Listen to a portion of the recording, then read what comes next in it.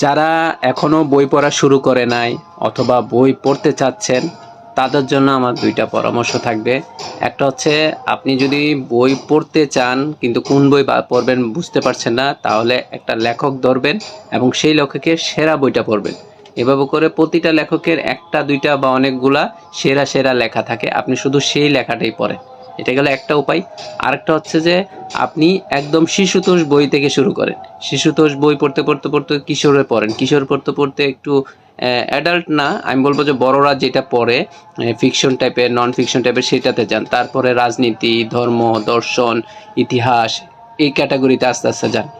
তাহলে আপনি যখন সব ক্যাটাগরির বই একটা একটা একটা একটা বা কিছু কিছু পড়বেন, তাহলে দেখবেন যে আপনার পছন্দের কোন ক্রাইটেরিয়াটা আপনার ভালো লাগতেছে সেটা আপনি ধরে আপনি সেই লেভেলের বা সেই ক্যাটাগরির বইগুলো পড়তে পারেন। এই দুইটা উপায় যদি ফলো করেন, অবশ্যই দেখবেন আপনি একজন ভালো পাঠক হয়ে যাবেন।